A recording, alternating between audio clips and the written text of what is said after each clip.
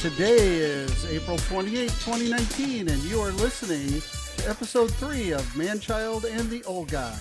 He's the Manchild, a bearded 20-something, and I'm the old guy, a cynical Gen Xer. This is your intergenerational podcast where he discusses pop culture, faith, politics, and whatever he finds interesting, and I just complain.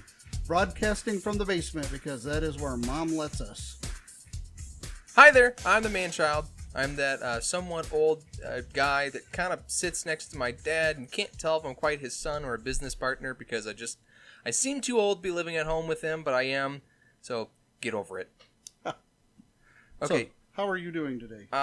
You know what? I'm okay. I just started my first day at my new job yesterday. It was pretty cool. The break room at BBY is pretty, Best Buy. I'm working at Best Buy. Yeah. As long as I don't disclose certain things they told me in orientation yesterday. I shouldn't be fired for being on a podcast. But anyways, they have the coolest break room I've ever seen. So you walk into this room, and there's 2 vending machines, one for Coke products and one for, and that's the drink, not the drug.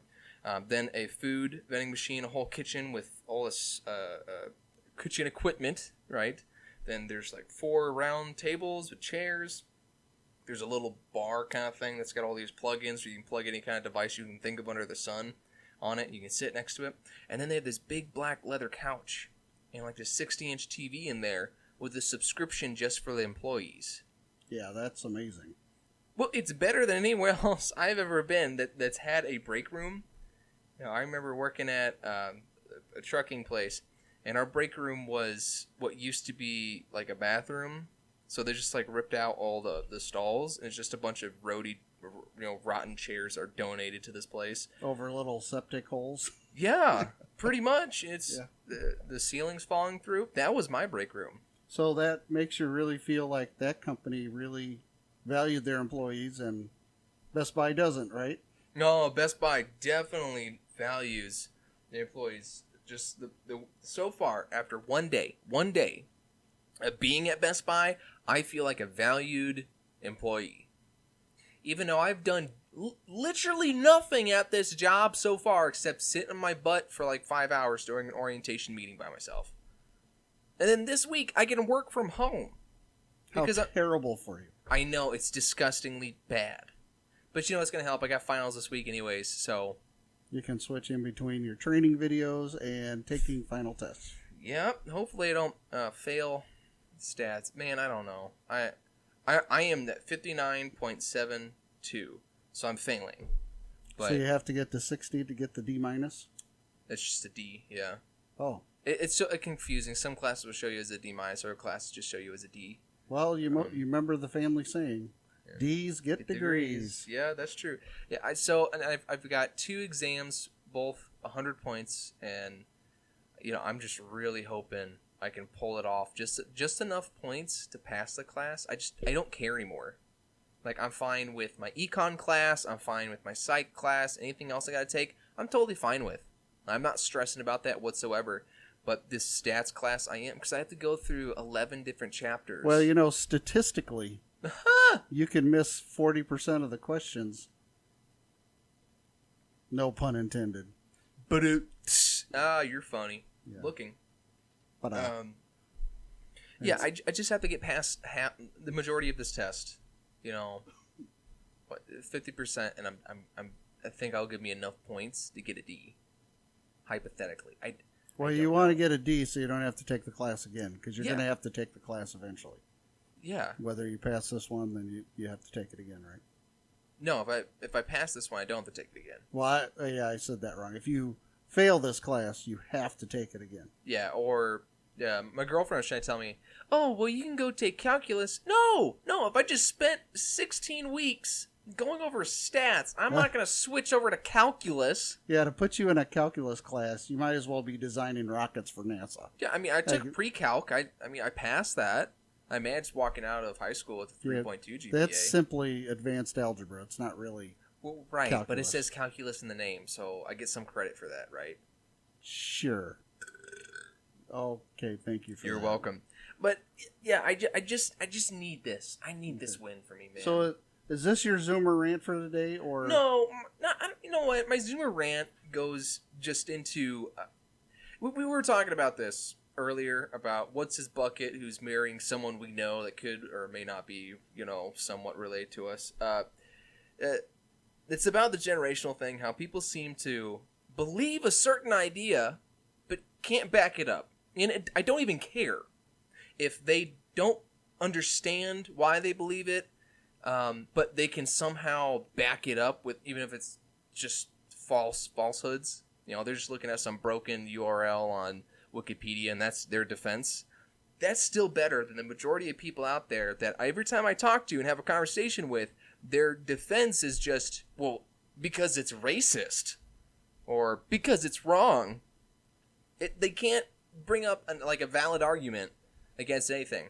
And I'm not trying to argue with people all the time. I just want to have a discussion. I remember when I was living in Canada at Booth University, the issue I was having was people didn't want to talk to me when I was at lunch or we were at special social functions or whatever, because they always thought I was trying to debate them or bring up stupid topics. But all I was doing, I was trying to find conversations we could all sit around and just converse about a random topic. But no one wants to do it because it's like no one ever thinks critically about anything in life except if their shoes are clean or not. And I don't understand that, because obviously that's not how I was raised. But I don't know if that just has to do with who I am as a human being, how I was born, or that's just what this generation is. Well, the way people view history changes over time. So certainly with the millennials, they were taught from baby boomer teachers that infiltrated the public school systems and the colleges, and they leaned towards the left. So they got and received education with that kind of filter. But my big complaint about the educational system is that it's not teaching how to think critically about things, and not simply because somebody in authority says A or B does not make it correct. Now, they'll do that about anybody that politically is opposed to them, or that they feel slighted against, or that's maybe they've triggered them in the past, whatever. Those people they automatically question. But their own people on their own side of the aisle, they don't look at things objectively.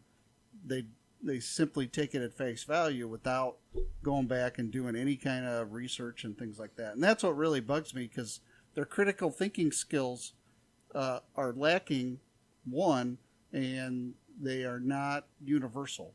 So they choose to use their critical thinking and to question things only when it suits to further the echo chamber that they already exist in.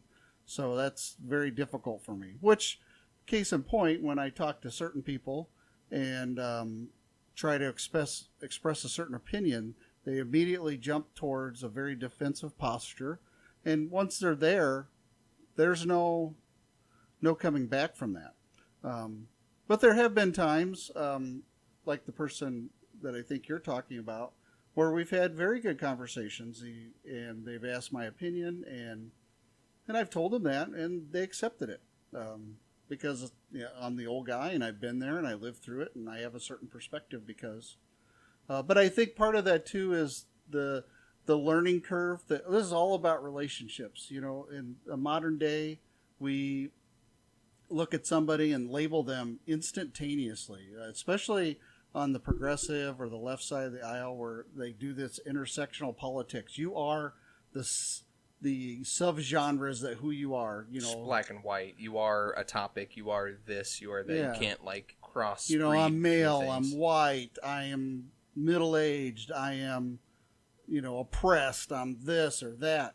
And so the more of these little values that you can obtain or be labeled by, the more intersectionality that you are. The more points you get on some game. Right. And so if you hit a certain level, then you're automatically deemed unworthy to listen to. Well, yeah, it's just like that dumb thing where it's a joke a lot of people come up with is you have the disabled, gay, unisex, binary, Muslim, transgendered, handy-capable. Sounds like you're blind talking left about eye. an octopus. Well, basically, they roll in some crutches with a wheelchair with a nail through their head, a bunch of weird stitches for aesthetically weird. I don't know. Tattooed on? No, they decided to put a bunch of stitches in their head. They walk in. Oh, wow, he looks like he's really disabled. We really need to listen to him because he knows what he's talking about. Did you just assume his gender? Oh my god! And people just start fighting with each other. And it's just so dumb because that one person somehow has the ability of dictating because they somehow know more about life than you because they've decided to make their life suck. Since Leonardo DiCaprio has been in some big budget movies, all of a sudden he's an expert on things. I mean, that's the kind of thinking that goes along with that. That's just dumb. Well, it's like Emma Watson from Harry Potter and crap. They put her in the UN to make a speech. What does she know? Does she even have a college degree? Yeah, she does have a college degree, but is it one of those college degrees where you paid $1.4 million and poof, the magic dragon, you have a degree and you literally didn't do anything? no, I think she. I mean, they made a Harry Potter movie for like 7 years straight. There wasn't like a gap year in those, I don't think. So, where do you find the time to go to college? There's lots of child actors. Come on. Yeah, come on. Yeah, whatever. I'm looking it up right now. All right, you go ahead. But anyways, there's people like her, and I just question, what life experience do you really have? Because the experience you have means absolutely diddly squat compared to mine. You know, the life experiences... Emma Watson graduated from Brown University with a bachelor's degree in English literature. Oh, wow. Gee, man. The lecture president, English lit. Oh, gosh. She must know so much about intersectionality and femininity and how to run the freaking country. Let's elect that Brit, the person in charge of America. Let's elect her king. She can't be president because she's not a U.S. citizen. Oh, no. She has a degree from Brown University in English lit. She knows what she's talking about. That's why she's a really rich one-percenter, freaking actor that can speak at UN. She knows what she's talking about. Now, I will say, I thought she was English, but actually she was... Scottish? No, born in France, Paris.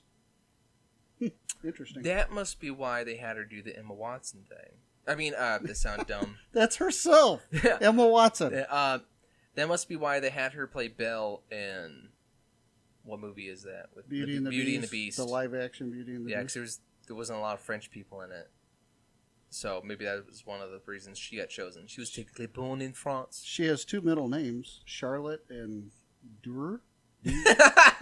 I don't know how to pronounce that in France. Emma Watson and Charlotte de... Isn't that what French people say? De... Emma de Watson. Well, everybody just knows her as Hermione. So Hermione, yeah. Well, Hermione was actually black in the books. I've never read the book. So. Yeah, I haven't really read them that much either. But sure? I saw a video where it had the... So you saw a YouTube I saw a video. video? Oh, yeah, okay. I saw a video with the author talking about Emma Watson's black, and there's some other thing, another person's black, someone else is actually gay, and they didn't do that in the movies. Well, whoops, I guess. Who cares? Well, you can't do everything on screen that you can do in a book. Well, I don't know. You can do a lot on screen.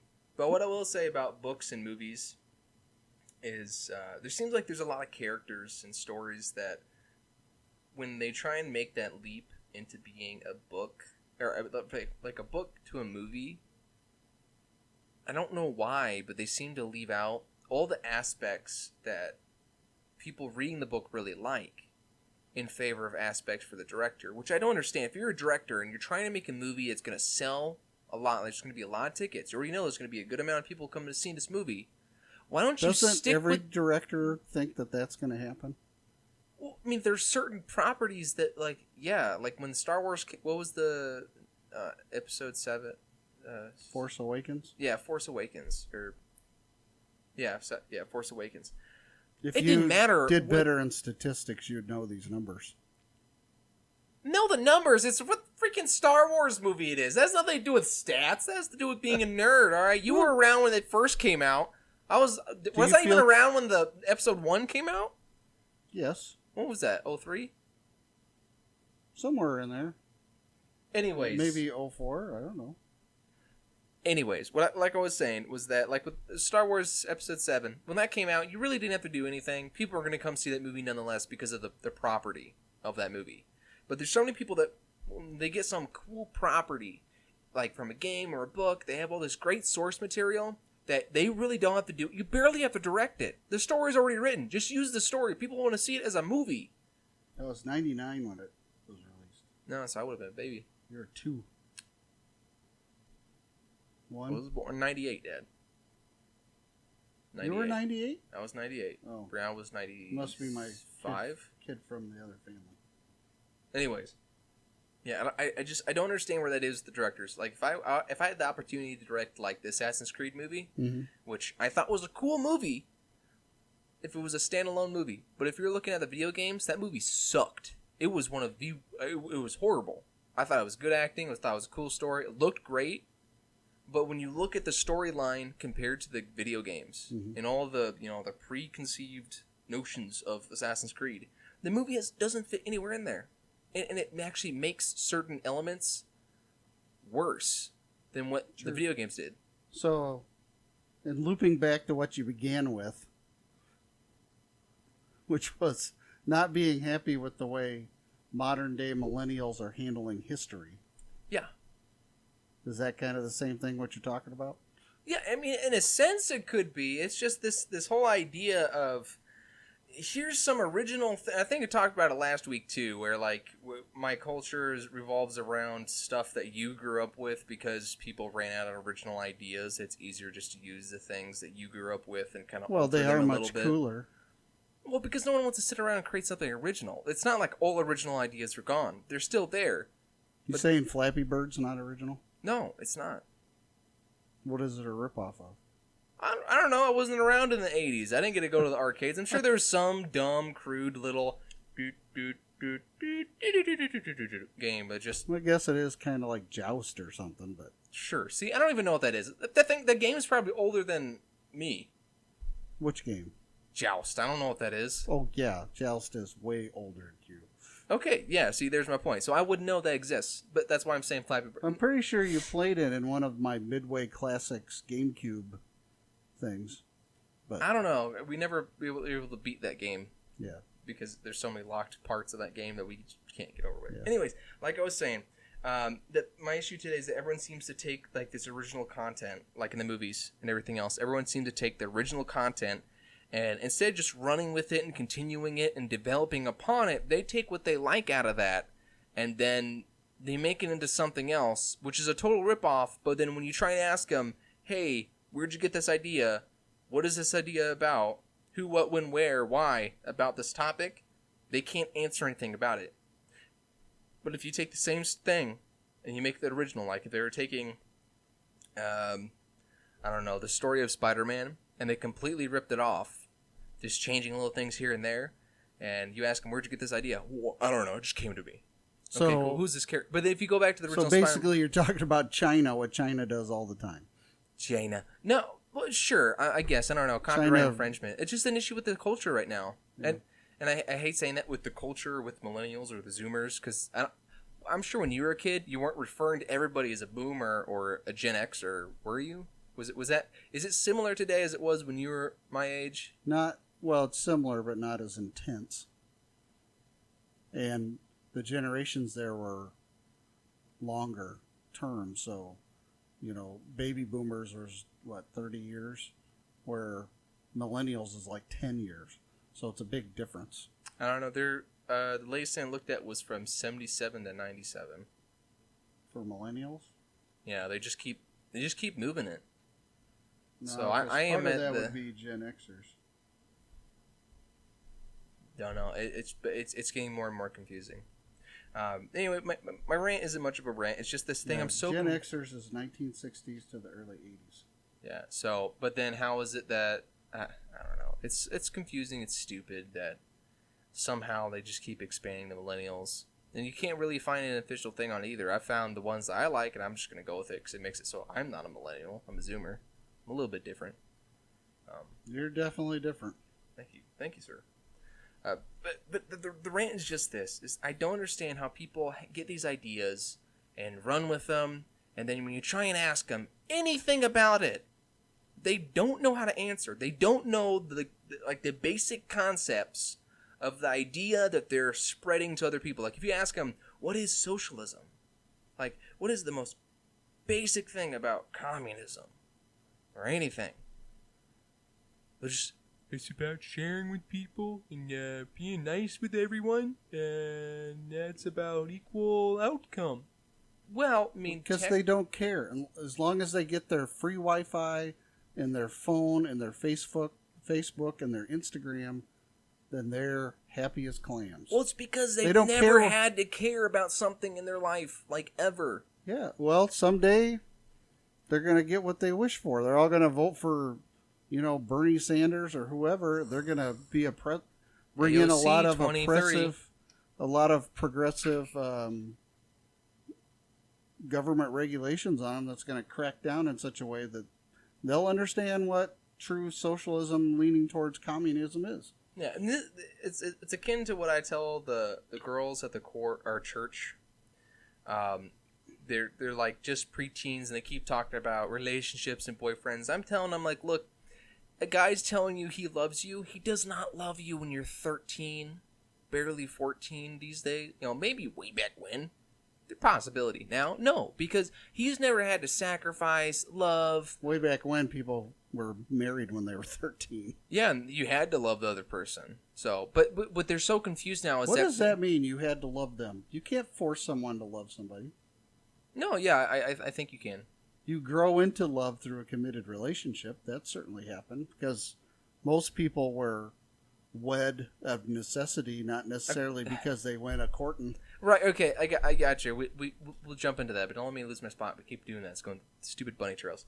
I'm talking about with these girls that a lot of the kids these days, they'll tell them, "Oh, I love you. You're great," or whatever.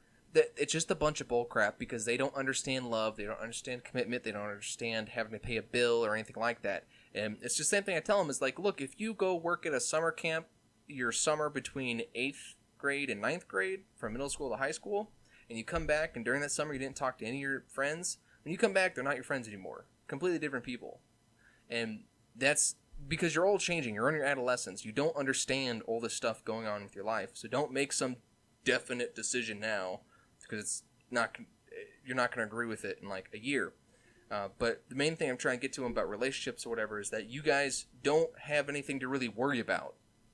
If you probably more than any other generation have things so covered and taken care of. You don't understand, Manchild. There's so many stresses upon kids today that have never been upon any other generation. Oh my god, I forgot to chat. I forgot to check my Snapchat. Oh my gosh. Someone messaged me on Instagram, but my Wi-Fi connection just isn't good enough. Oh my gosh, I can't get to it. Is it that kind of stress? Because that's if it is, they got some other issues going on with themselves that they need to. When I was 12, I was getting paid $1 an hour to haul wheelbarrows of concrete.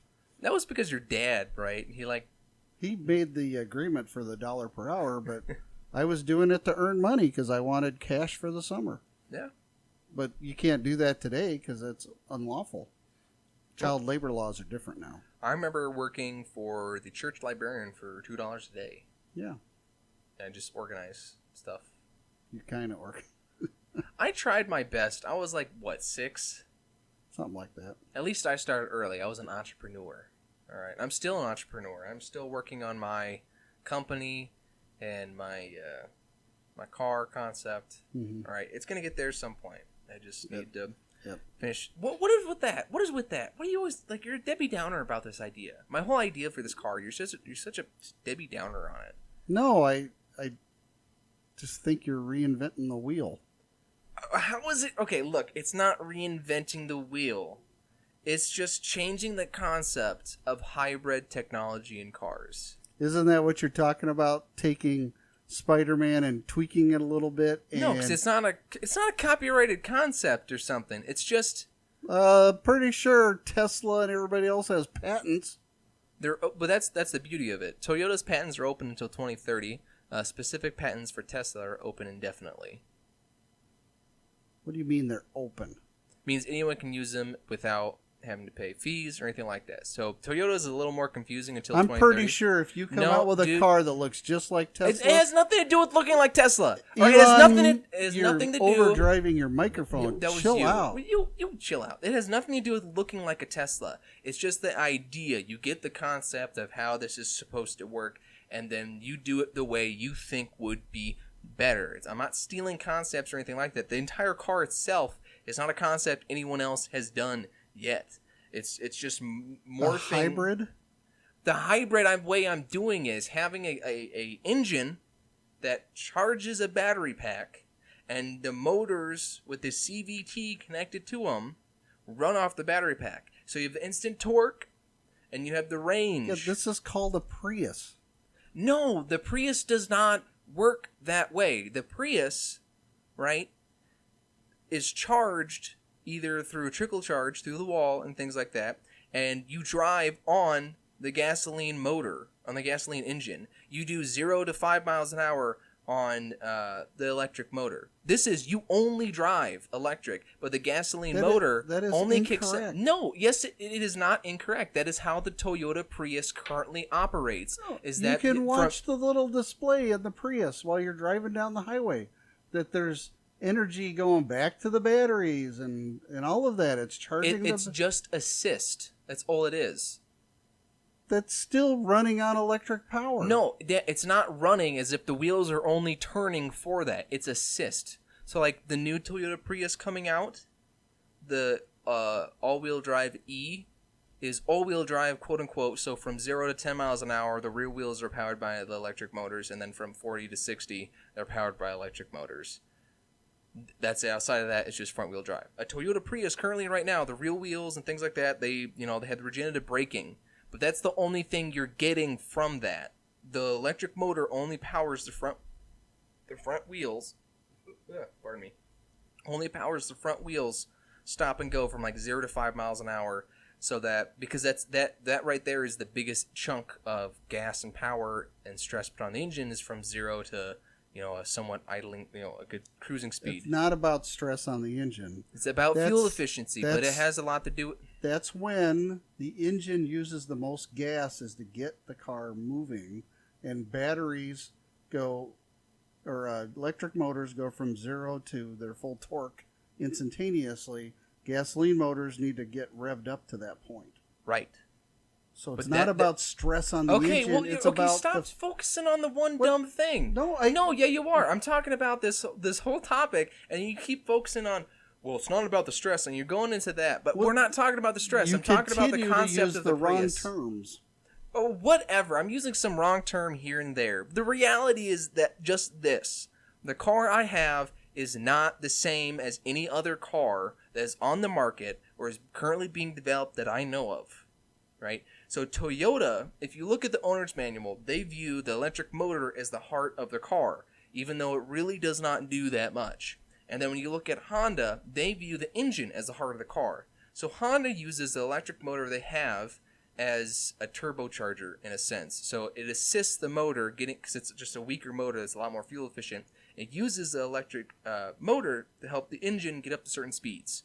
That's all it does. It doesn't actually like kick in. You're going, this 0 to 6. So explain to me again how you.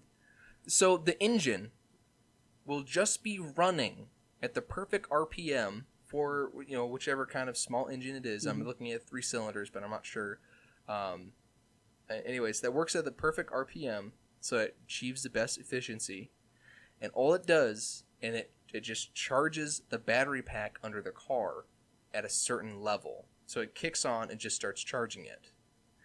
And then the car just runs on the battery pack and electric motors. So you have the instant torque and you have the instant power of electric motors. But you don't have the range anxiety or anything like that because you have that's going to constantly charge the battery. So why have the batteries at all? Why not just... Because you get this amazing power from the electric motors that you don't get from the engine unless it's just consuming so much gas. You're missing what I'm saying. Why have the batteries at all? Why not have the gasoline motor directly drive the electric motor? Because you don't want that thing running all the time. The idea is that it charges the batteries, and But you if just it's run on the running- batteries. And If then it's running at a high or the most efficient RPM, what does it matter? Because the starting and stopping of a gasoline motor is when it uses the most fuel. Right, but this is just, that's all it does. And you realize what you're describing is how trains function and things like that. Right, because this is an idea that you gave me 4 years ago, and you said this was the future of hybrid technology in cars, and then now you're saying it's a bunch of bull crap, and I am the one running the ball down the field. I am going for the touchdown, all right? I am pushing this. I'm going to put this out there. I am trying so hard. I'm not saying it's bullcrap. You're being a Debbie Downer about the entire idea all I'm of this saying is I car. want you to recognize that there are other car companies already doing this. So for you to say that what you're developing is proprietary technology... I'm not saying it's proprietary. I'm just saying no one else right now is putting it on the market because everyone else is focusing too much on squeezing this out of that and squeezing this out of that instead of a hybrid where it works together. You know, Honda's view is to squeeze everything out of the engine. Toyota's view is to squeeze everything out of the electric motor. Visionary thought process and that you're writing it down and all of that. I appreciate it. I think it's wonderful. I think you're very smart. And you could go 1,000 miles. And you're shiny and all of those things. Thanks. But think about it. You could go 1,000 miles on here. That's it. I can go 1,000 miles in my gasoline car. No, you can't. That thing only goes 400 miles before you have to fill up again. What I'm saying is you never have to worry about range anxiety about plugging it in. I mean, all you do is you just go to a gas station. Yeah, I think that's a wonderful concept. And then as you're driving, you hook it on and it just charges the battery. My only issue, again, is that you think that nobody else is working on this, and I disagree. I didn't say no one's... I'm saying that there is nothing out there proving that other car companies are actually developing this. There is nothing out there that says that. That's why I want to get this out there as quick as I can. But everyone just poo-poos me about the whole idea. I'm not poo-pooing you. We're only correcting what you're saying. And you're just saying everything I'm saying is wrong. That is essentially what you're going on. The only thing I'm saying that wrong is that you somehow, brainiac who can't pass stats class, have come up with some kind of technology that... It's not technology. Right, I'm not coming up with, like, the Pym particle from Avengers Endgame. Spoilers. I'm not doing that. I'm just taking what already exists and reconfiguring it into a fashion where I think it will be more efficient than it has been. Right? So, like, think about, like, a little SUV. Like an actual little SUV, not the crap we have now. And it's called the Roosevelt, right? Which legally you can do because Roosevelt was a public figure. So as the moment he came in as president, his name became copyright free. You cannot, so I can use his name whatever Don't I name want. a car after Carter. The Carter. Anyway, so it'll be, the Roosevelt. And it's got this electric battery. And the whole idea behind this car is just to go out to have adventures, do this kind of stuff. It's just like a terrain vehicle. And I'm trying to figure out how you can connect a CVT, a continual variable transmission, to the electric motors. The two different electric motors going to the rear wheels. I don't know how to quite configure the CVT to do that. I'm a little... Well, run down to AutoZone and buy a few. CVTs? I don't know. I don't even know where Well, I've thought about... Can you get them on Amazon? I can buy them straight from Honda or Nissan and things like that. Anyway, I can buy all these parts, but I mean it will cost a lot of money at the end. The biggest problem I have is the batteries. That is the most expensive part out of everything I've looked at. Just to test this out, 18650 lithium-ion batteries, usually made by Panasonic. That is the most expensive part, and and this is one of those things where I'd want your help or whoever to try and connect everything just to see if it works. Even if the idea... If you get all the parts together, I'll help you connect them if they will connect. Okay, and let's say I start this engine, it charges the battery pack, and then you press what would be the accelerator, which is just a button, and the wheels just, poof, they just start going. The battery gets low, and we flip a switch, and the engine starts charging the battery again. You can go over and over and over. That concept works. Sure. Will you think it's stupid then? No. Would you go into business with me? I've never thought it's a stupid idea. You sure make it sound like it is. Yeah, you're being a atypical Zoomer and assuming because I'm not assuming, man. This is just what you're saying. You're saying stuff that makes it all sound negative, dude. No, it doesn't. You're not. Be chill, man. Be chill. I am only saying I don't think that the concept you're coming up with right now is exclusive to Manchild. That's it. I'm not saying it is. But when I say that, you jump. I'm not saying that because I never said that it's exclusive to me. This proprietary technology. You said you were going to patent it. No, I never said I'm going to patent it. Maybe not in this I said that conversation. I'm looking at patents from Toyota and Tesla that are open for the public. Okay. That's all I'm saying. You're a nice guy. And you're shiny and clean. I think you're pretty, Dad. Okay. Will you go to prom with me? No. Are you done ranting now? Yeah. Let's move on. Because you went on about 5 different topics. Yeah, we did too. You kind of jumped in too. So don't make this look like last week's where you're like, you went on for 30 minutes doing a Zoomer rant, and I can't believe you took up a good chunk of the show. And Dad, I mean, come on. You didn't give me any kind of stipulations for the show. And now you're going to be like, you went on 5 different...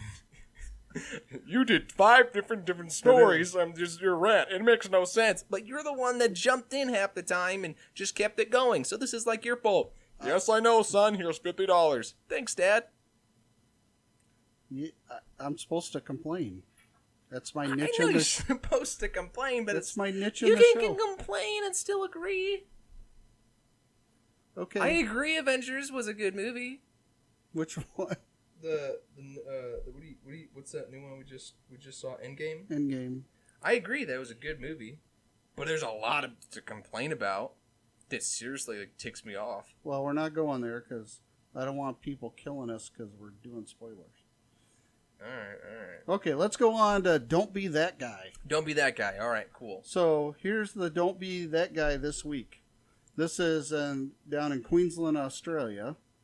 And this guy walks in with one of those reusable blue Walmart bags, basically, into a gas station kind of place, you know.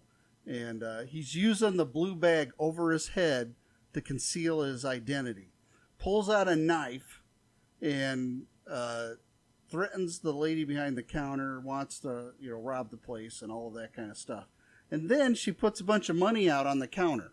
And so to get the money out of the store, he pulls the bag off of his head and puts the money in the bag right in front of the closed circuit cameras and then walks out of the store. Okay, of course they arrest him right away because he's a moron. So, word to the wise out there, if you're going to rob a store and wear a disguise... Not that we're condoning robbery or that you should go into robbery, because our lawyers just text me saying we should probably say that before we get sued for saying you should rob a bank. Not saying rob a store, but if you do, don't be this guy. And all he got was a couple packs of cigarettes and a few bundles of money. But of course he's going to spend some time. Oh, he's going to spend probably the rest of his life. No, not the rest of his life. Oh, he didn't kill anybody. No. And it's Australia. They let people out on the street for But did he have a gun, though? No, a knife. Oh, he had a knife. Yeah. He'll be fine. But it's Australia, so it's probably a really big knife. Oh. That ain't no knife. It is. This isn't a knife. Yeah. Yeah, I don't understand that kind of thing. If you're going to rob somewhere, just, put your whole heart into it. Become, a supervillain. Buy a whole outfit. If you're going to rob a bank, just get a couple credit cards, ching, ching, ching, ching, max them out, because you're going to pay it off for the millions you're going to rob, right, out of the safe, because banks still have millions of dollars just sitting around. Not that there's some limit about physical cash they have. But anyways. Actually, there is a limit about... that. I'm being sarcastic. Oh, okay. Yeah, just walk in like a supervillain, have the coolest guns, have come up with something cool to rob a bank. At least go down in history. How'd you get in the joint? I got a laser beam and I shot it through the window and blew off a guy's head, which then was able to use a mirror to get the codes to unlock the safe, which I only found $10,000, which wasn't been enough to pay off my credit card my debt. So I just chose to go to jail. That'd be a cooler story then. Yeah, man, I walked up into the bank, and then I took money from him because I put a gun up to the chick's head. I walked down the parking lot, man, and I was like, dude, I got all this money, dog. So then I put my mask off in my pocket, walked back in, tried to put it in my bank account, but they're like, bro, you just tried to rob us. And I'm like, no, bro, I didn't. And they're like, yeah, bro, you did. Push a little red button, and then bam, a taser gets me in the back of the butt cheek. And I'm here.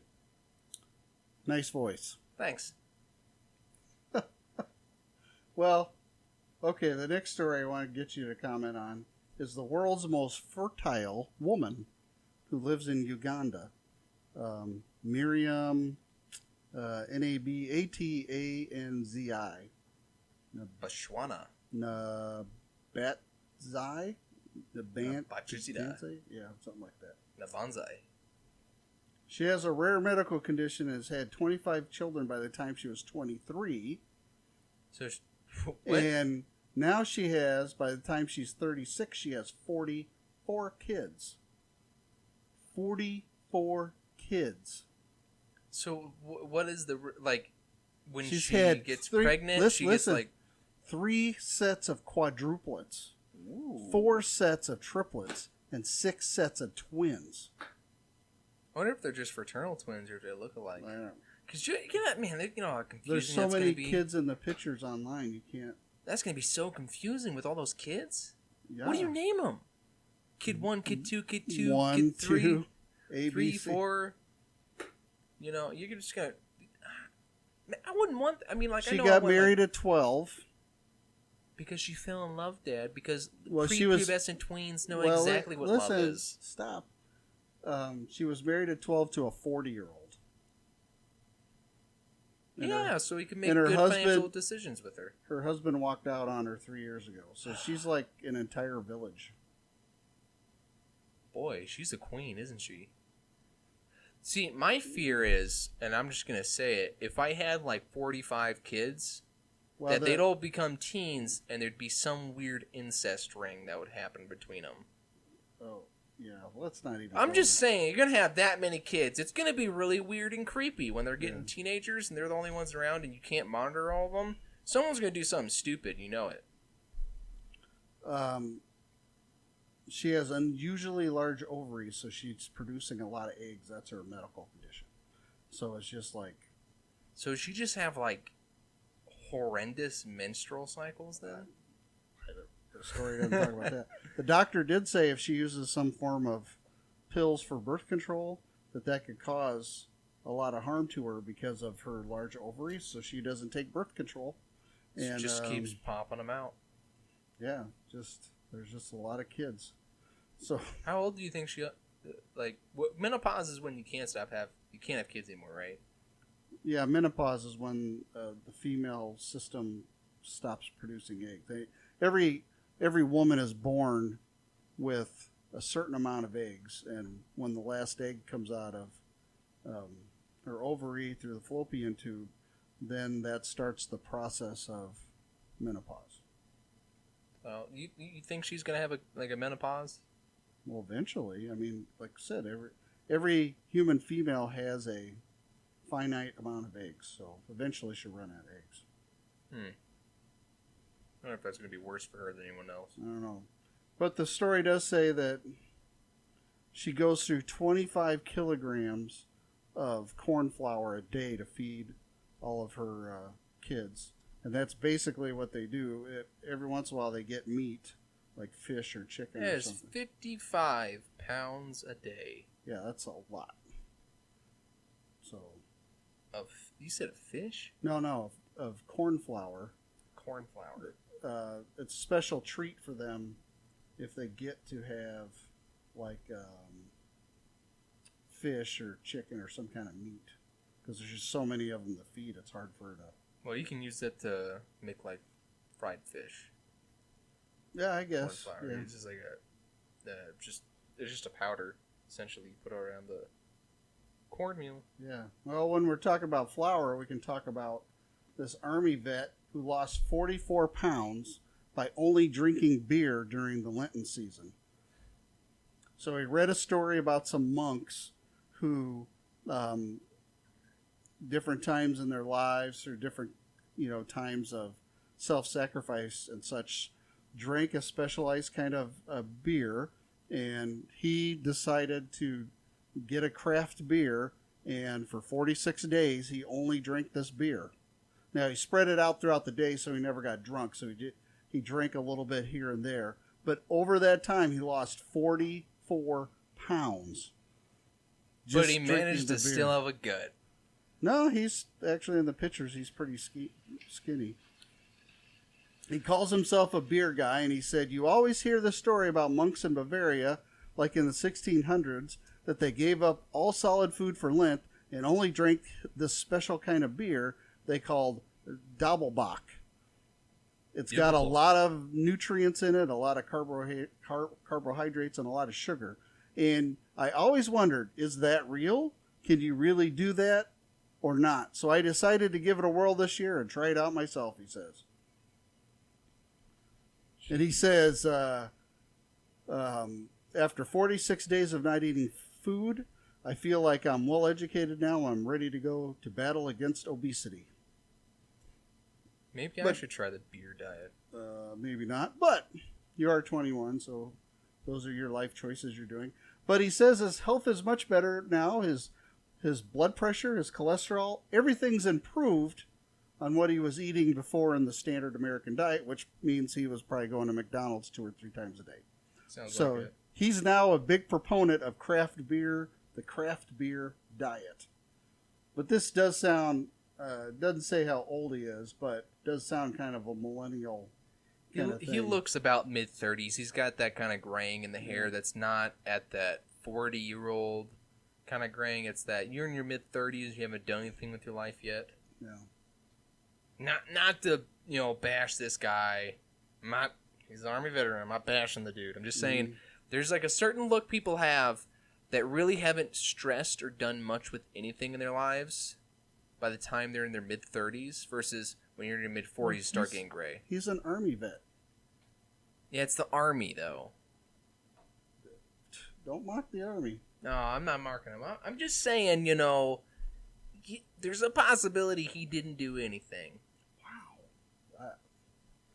Hey, come on. I know a guy whose dad served in the Navy during the Cold War. They just sat on a submarine drinking Coronas all day, watching Cuba.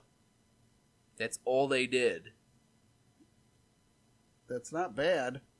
Well, yeah, I mean, they're doing their job, but they're drunk. Well, They really didn't do much. They still got a medal, though. Yeah, well, I had friends that were on ships outside Grenada in the 80s, and they didn't do anything. They got medals for the invasion of Grenada. What? They just sat in their ship the whole time and Here's a medal for trying. Oh, thanks, Dad. It wasn't for trying. It was for being part of the Armada, I guess. Something like that. Thanks for showing up. Here's your participation award.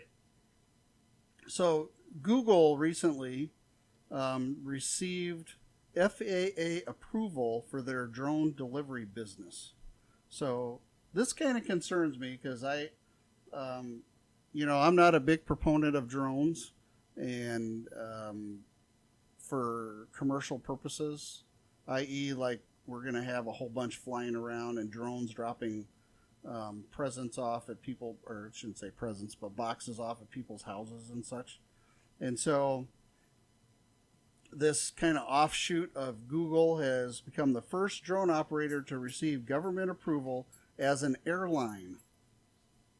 Wait, it's considered an airline? Yeah, it gives it legal authority to begin dropping products off to actual customers. And it's called Wing Aviation LLC. And they have the same certifications that smaller airlines receive from the Federal Aviation Administration and the Department of Transportation. And it plans to begin route deliveries of small customer items in rural communities in Virginia within months, and then expanding out from there. So this really concerns me because they're making some assumptions about humanity that I think that they shouldn't. Number one, they're assuming that everybody's going to treat these drones nice and politely. Dude, if that thing flies to my backyard, I didn't order nothing, you didn't order nothing, it's got a camera looking at me, I'm going to shoot it or throw something at it. But and, punk kids who would just throw rocks at buildings to break windows, when one of those is flying by, guess what? They're going to pull out their Nerf guns and whatever else and shoot the thing. And I really think this is trusting humanity a little too much. And yeah. Well, I remember seeing some video of like these hicks that they found an Amazon drone. I think it was an Amazon drone, just some dude's drone. It was flying over some big chunk of land, and then they looked up and they saw it, and you can see them running into their trailer, and the drone's just like casually just floating on by, and you see them get out, and they both got shotguns. They're just shooting in the air, and they see this one guy get like as close as he can under it and just go bang, and then lights out. Mm-hmm. Yeah, because it doesn't take much to disable a drone. You knock out one of the propellers, it can't balance itself anymore. It's down. I mean, really, all you need is two rocks and a string between them, and you swing that good enough, let it go, it'll wrap around that drone, it'll knock it off kilter, the thing will go whoop. Yeah, well, crash. And so you think about all of the reports of people stealing packages off of people's porches. Mm-hmm. What do you think the same criminals are going to do when they see a drone buzzing down the street going to deliver a package at your house? They're going to shoot it before it even gets over your property line and take the package. You know what? It's going to be just like the bird scooters, those Uber scooters, or whatever else they're called. I was in Kansas City for my anniversary with my girlfriend. They were all over the bird all the old bird scooters were all over the place. Mm-hmm. It wasn't as bad as like the No Agenda podcast where they're just littering the streets. They're all over. You just you don't notice them, right? It's creepy. So you don't notice that they're just sitting on the sidewalk, or just you don't even think about stepping over it. It just doesn't even connect in your head until you see a dude pass you by on a scooter and you're thinking, didn't I see that? And you look behind you and there's just rows of these scooters all on the sidewalk. Mm-hmm. You just don't recognize it until it's too late. That's freaky. That's freaky to me. And it's going to be the same thing with these drones where they're just going to, you're going to see a drone. And you're like, oh, that's cool. It's a drone. And you're just going to see drones drop something off flap. And you're like not going to realize it. You're not going to think about it until it's too late to where people are shooting drones. And it just crashes on your car. And you're like, what the heck, where that came from? And then you realize people are getting drones delivering pizza and stuff like that. But it's going to be the same way because drones are relatively cheap to make. Mm-hmm. I mean, they're probably cheaper to make than the scooters.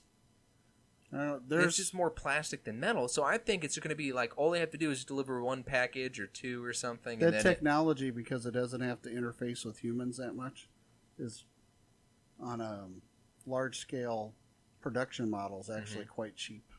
Yeah, so it costs some pennies to make all these drones and stuff. That the expenses in the coding and the encrypted software and such to get them to fly and all of that. That's where the big expense is anymore. Just like your iPhone, the iPhone today doesn't look any different from an iPhone, 5 years ago. It's Incorrect. In general, it's a screen with a big button on it. There's no button on the new iPhone. Okay, I'm not an Apple fan, so got it. Even your Samsung today doesn't look anything like my Galaxy S3 I had 5 years ago. Anyway, it's basically a screen with minimal buttons. And whether the buttons are programmed in the screen or they're physical, doesn't matter. Once smartphones came about, they are very similar. They're not changing that much. And most of the changes happen in the coding, in the programs that's running them, and that's where the big expense is for them. I mean, there's certainly expense in producing a smartphone, blah, blah, blah. But most of the changes actually happen in the code that is written for them, and that's where the big expense is, because people are writing the code and people are expensive. I'm about 50-50 with you on that. I think a lot of it. But anyways, what I'm saying with the drum, stats again. Yeah, 1-to-1 ratio. But what I'm saying with the drone thing, I think it's just going to be like the bird scooters, where they only have to run for I think it's 2 days and have to do 30 rides or something. It's either run for 2 days or do 30 rides. and they break even. I think And it's then more it's- like 45 days, but No, I thought it was something crazy. That's why I was blowing people's minds, was that they barely have to be out there. well, 45 days is only a month and a half. And only every one of these scooters has about a 6-week break-even point, which is nothing in business. Yeah. So then after that, the break even, and then anything else they do is a profit, Yes. which is really easy when you have that many of them out there. There's people riding down the street just a little bit, and for whatever reason. But I think it's gonna be something similar with those drones, where if a drone, it's gonna be like Amazon, deliver in the next 30 minutes. Mm-hmm. Yeah. Right? You want it now? We'll deliver it to you. It's an extra $1 though. All that the drone has to do is work for 30 days without getting shot down, and then after that, it's just profit Sure. for Amazon. Yeah. I think it's gonna work the exact same way. Then you're gonna start seeing bird drones. Well. That's gonna be cool. You see that bird? That plane is a bird. Yeah. And it's just gonna be delivering stuff from like Whole Foods or something to you. Maybe. But, unless you don't, this will probably be rolled out in larger metropolitan areas, and then, it'll be something less than that later. So, I don't like it. I don't like it either. I don't like drones. The police forces have drones now. Of course, the military's had them. And outside of certain situations, I just don't think they're any good. I am fine if you want to have a drone, just like follow me around or whatever.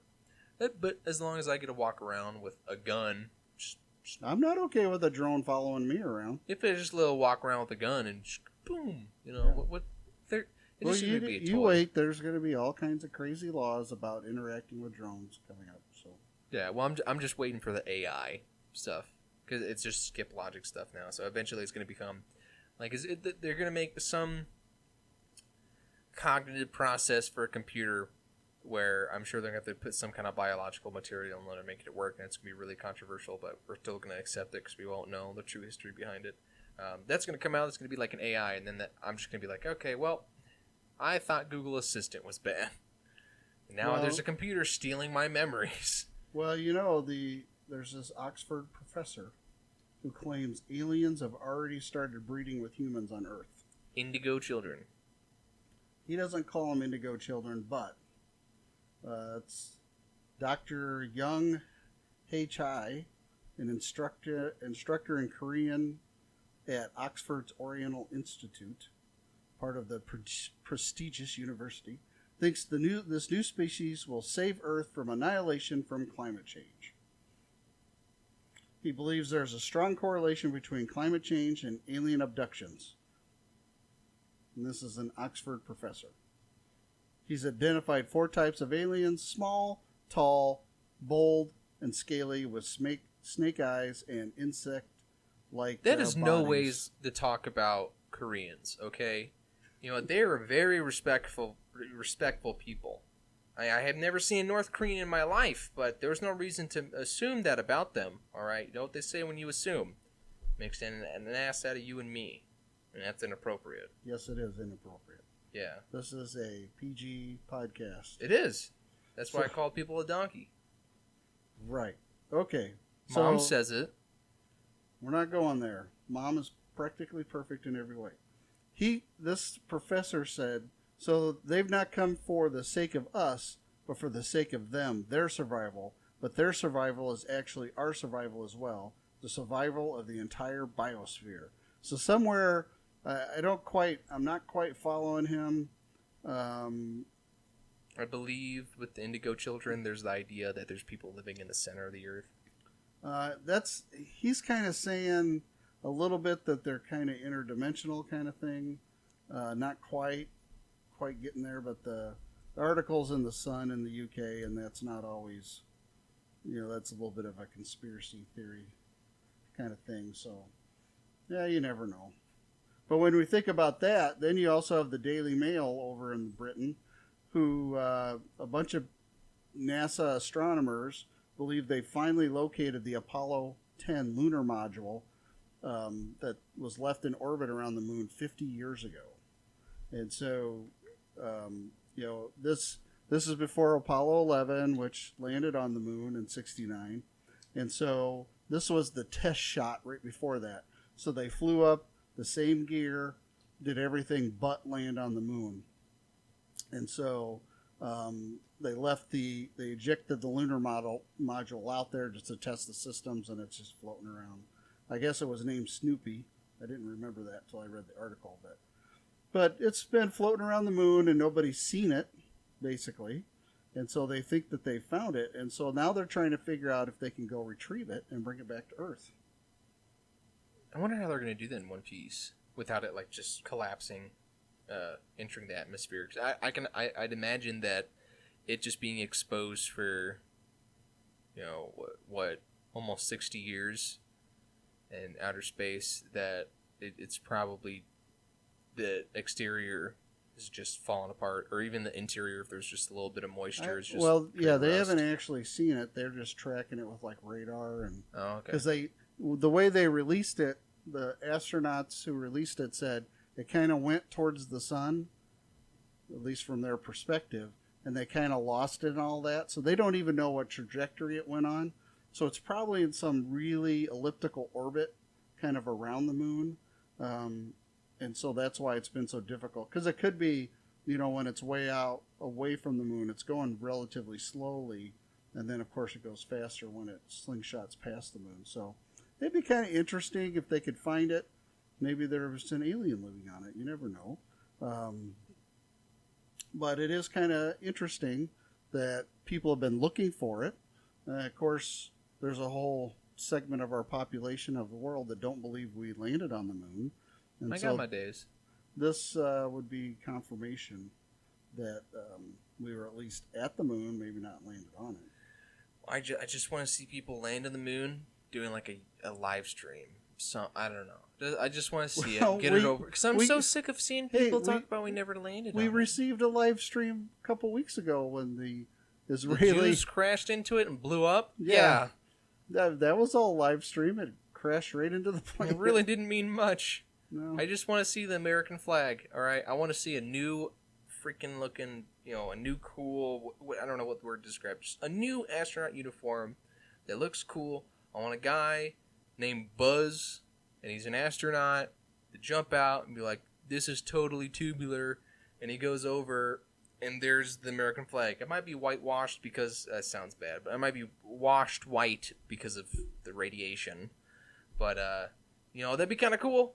To see the American flag, put all the haters to rest. That's right. Because by the end of this decade, we will have gone to the moon, not because it's easy, but because it is hard to do. And what was that one thing where he was like, ask not what your country can do for you, but ask what you can do for your country. Yeah. I am John F. Kennedy. No, you're not. I am John F. Kennedy. I knew John F. Kennedy, and you're no Kennedy. I am Bobby Kennedy. Sure.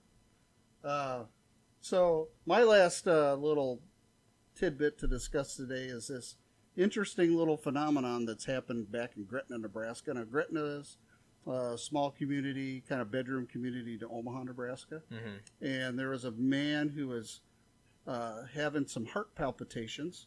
His heart rate was 200 beats a minute. And so they called an ambulance and stuck him in the ambulance. He's 59 years old. And they're running. It's about a 20-minute drive from where he was to the hospital they wanted to get him to. And, of course, we were out in your mom and I were out in Omaha not too long ago, and the potholes are terrible there. They're huge. My little Honda Fit could fit in some of them. Yeah, pretty much. And so this ambulance hit one of the potholes, and they hit it so hard it shocked this guy's heart into normal rhythm. That's probably the only time ever in history that a pothole has actually saved someone's life. Actually, no. This has been a well-documented case. There's a well-documented case from the 70s where a patient was jolted into a normal heart rhythm by going over a speed bump. Like the ambulance was flying through a parking lot, and they hit a speed bump, and that jolt shocked the patient's heart back into rhythm. So this is not... So you could really give someone just a good enough jump scare? I mean, is it like them bouncing up and down that does it, or just they scared them because they didn't know there was a pothole? probably a little of both, the jarring and the like, oh, what's going on kind So of. just shake someone in the shoulders really hard and say boo, and you could save their life. Or if they're not already having a heart attack, you'll give them one. So you have to be very sure when you make that critical decision. It's probably akin to when somebody has the hiccups and you try to scare them out of the hiccups, which, I just hold my breath because that's about all I can do when I have the hiccups. It's like nothing else does anything. Yeah, so I wonder if this is akin to that. I don't think scaring people out of the hiccups, I mean, it works maybe like 20% of the time. But, maybe it is like if you're running your best bud to the hospital because his heart's all out of whack. Hey, John, what? Boo. Oh, I'm better. Well, no, I'm saying take the worst road possible. Get all the speed bumps and he dies in the back seat and you messed up your alignment on your car. Yeah, find all the potholes that will jack up your control rods and your steering and your CV joints, and you'll probably save your buddy's life on the way to the hospital. You take your buddy's car. Oh, that's even so better. Then he's just freaking out. You're messing up the alignment, man. And you're like, that's the point. My heart. Yeah. So that's a distinct possibility. You never know. Well, you got anything else for us today, Manchild? You know what? I don't think I really have too much else for everyone out there. Just want to remind everybody that Donut Day is coming up. Donut Day? Donut Day. Yeah. Go get yourself a donut. And look into the history for that. Yeah. There's a deep history to it. Well, that is about it for us today. We thank you, everybody, for listening. We're getting ready to have an email set up and a donation page to help us with the expense of hosting the website. So I appreciate all of you listening. I'm the old guy. And I'm the Manchild. Again, if you want to catch me on my own podcast, it's Happy Cabbage Podcast. You can look it up wherever. Check us out there. Yeah, and remember, don't fall up a down elevator. And if I don't make it back, just remember, you made me come here.